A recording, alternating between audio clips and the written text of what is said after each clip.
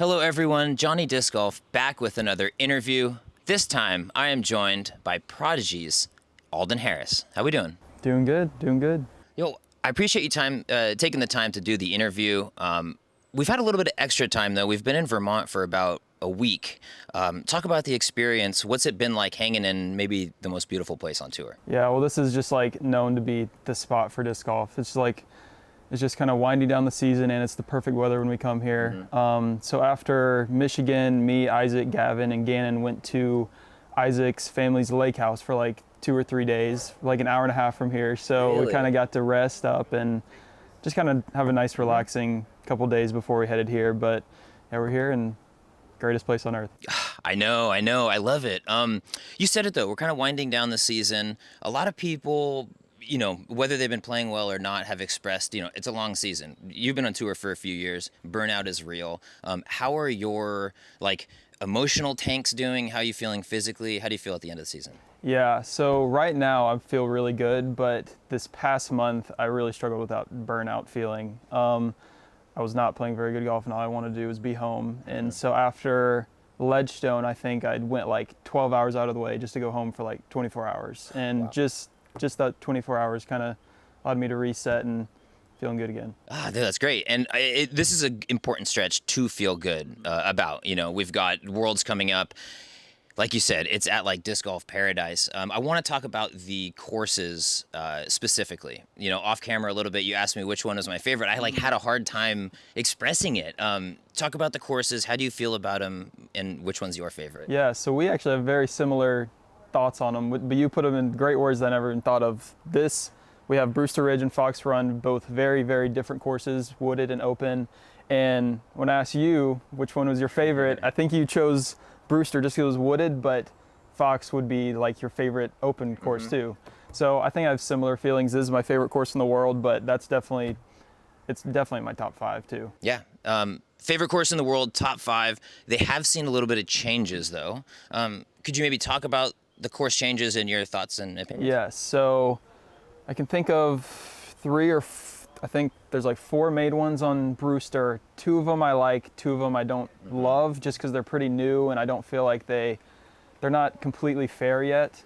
I think it's like hole 13 or 14 and then 18. I think they have potential to be really good holes, but there's just a few too many trees, I think. Yeah. The other changes are amazing though. And then on Fox, I can't even what are the changes on Fox? Fox, I believe hole 7 got a slight adjustment. Yes. Just like, I think the pin is more or less the same, but it's like an OB reshaping, Yes. the net on the side because of the angry neighbor. And then the hole after that, hole 8 was changed for Yes, flow that's right. purposes. There was a little bit of a bottleneck. So that's just like a crush par 3 now. Yeah, I like those changes a lot. Oh, there's one more. There's the Mando Yes. on 13. Yes, that one too. Oh, then and the par 12. five, the Oh par my five, God. yes. Duh, that's like the biggest Okay, one. so I like all of them except I think 12. I think it's a good hole, but I think it's slightly easier now. So I don't know if they were trying to make people kind of go for eagle on that or what, but I think it's going to play a little easier this year, which it's not a bad thing, but I liked it how it was before. What's your expectation level going in? Is this like, you know, I've talked to people who are win or bust. I've talked to people who just want a great showing. There's people out here playing their first Worlds. Like, everybody kind of has different expectations.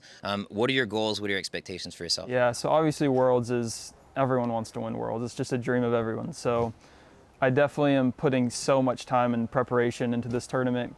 Obviously you should put in a lot of time to every tournament, but here it's just you want that next level of preparation. So I've just been really, really studying the courses, studying where the OB is. Yeah, definitely want to win, but obviously I'm looking for a great showing too.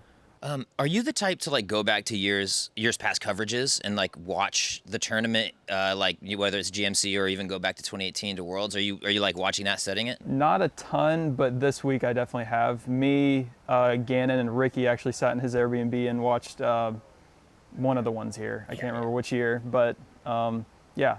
Definitely helps. Makes sense for Ricky. I feel like he's won like 2/3 of the tournaments out here. It's actually crazy. Your season so far, I went and checked your 20th in tour points. You know, I don't know if that's exact translation, but that's like, you may as well be 20th best in the world, you know, if we're talking about all the people playing the best events. What's your thoughts on your season so far? How do you feel about it? Yeah, I'm pretty happy with it.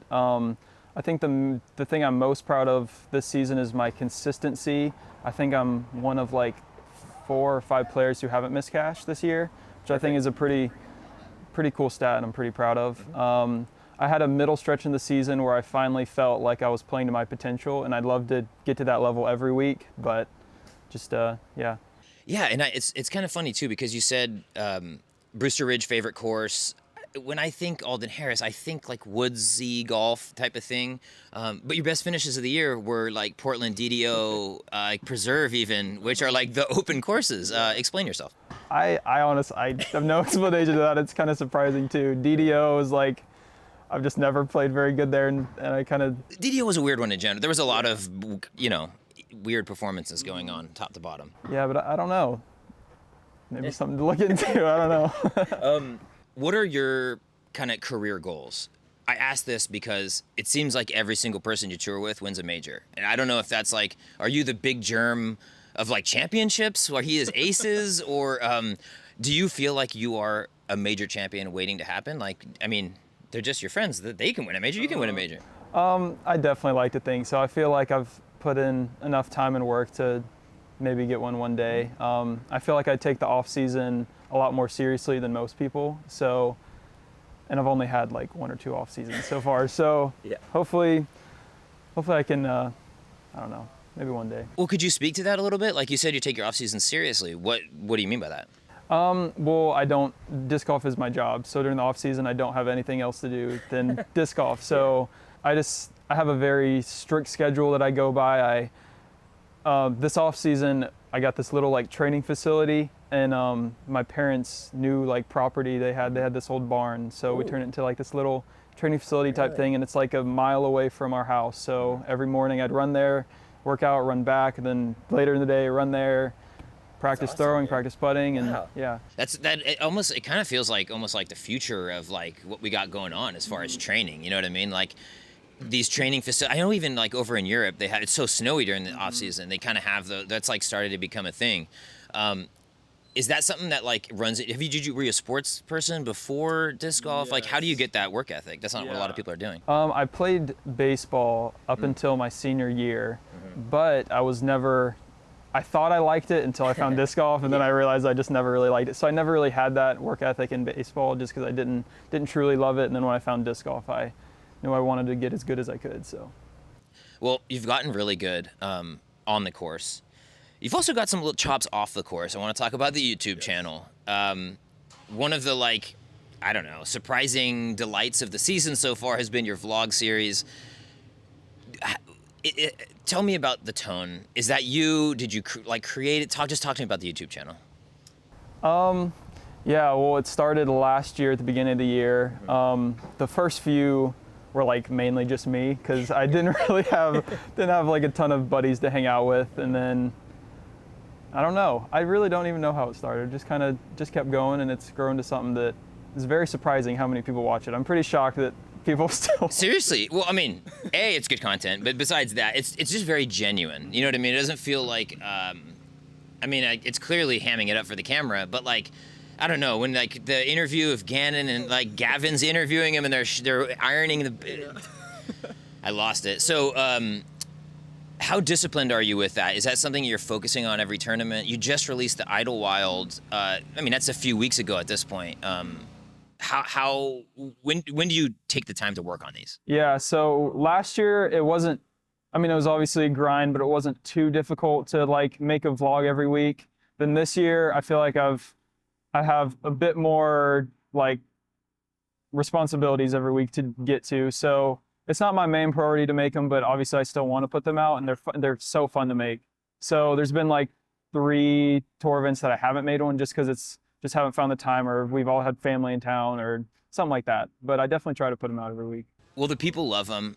The question that I have though, and this is something that I don't think a ton of people factor in when you think about putting out videos, editing, right? It's fun to film it. Then you're sitting at your house late night, talk about the editing process. Yeah, so last year when like the first probably 5 to 10 vlogs I put out, like they were getting like 10 to 50 views. So I didn't spend like a ton of time. I didn't feel like it was very like super important to take a lot of time in editing and making them perfect. But now that way too many people are watching them. I spend a lot of time, and Gannon always makes fun of me how perfect, like just perfect I want it. So yeah, I'd say editing it and doing all that stuff takes like 4 or 5 times more than just videoing everything, coming up with ideas.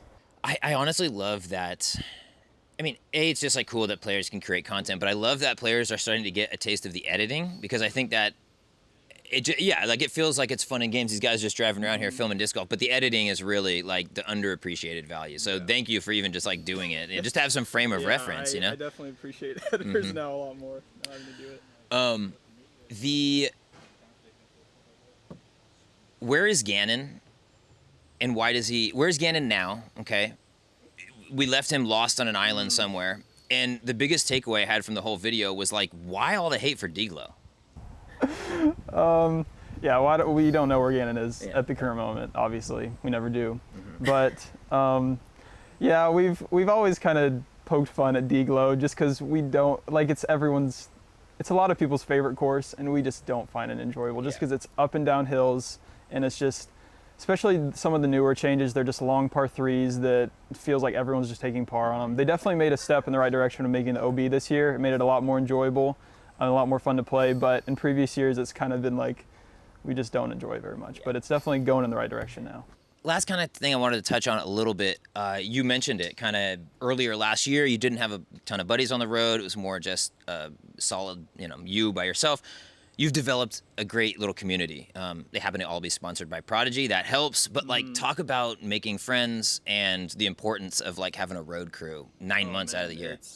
It's so important for me. I don't even know if I'd still be on the road if I didn't have them. The first year on tour, which was 2021, I think, I literally, like the whole time I had like nobody. Like I probably said like 3 sentences the whole year to anybody just because I didn't have anyone to talk to, didn't have anyone to play with. But now having them, it's just made tour so much more fun, so much more enjoyable, and yeah, we have fun with the videos too. No, I love it, man. And I'll say, like, I'm sorry for not reaching out too, man. I feel like it's important, as the new faces come on tour, like you said, it can be a very isolating experience. Sure. You don't have a bunch of friends. So I'm really stoked that you've got this community, frankly, just because we get better videos for it, probably. But again, thank you so much for this time. It's about all I had for the interview. I wanted to give you a chance to talk to the people at home, any of the fans, whether they're fans of you on the course or off. The camera's yours. Yeah, so if you want to check out the videos, as Corey said, a lot of people watch them. I don't know why, really, but if you want to go check them out, you can check out my YouTube, Alden Harris. You can follow me on Instagram, and you can go to my website, aldenharrisdiscgolf.com. Check out everything on there. Yeah. Sport means a lot. Sports, baby. Thank you so much for your time, Alden, again. That is it for this interview. If you at home would like interviews from all of your favorite professional disc golfers, make sure to subscribe to my YouTube channel. Yeah, thanks for having me.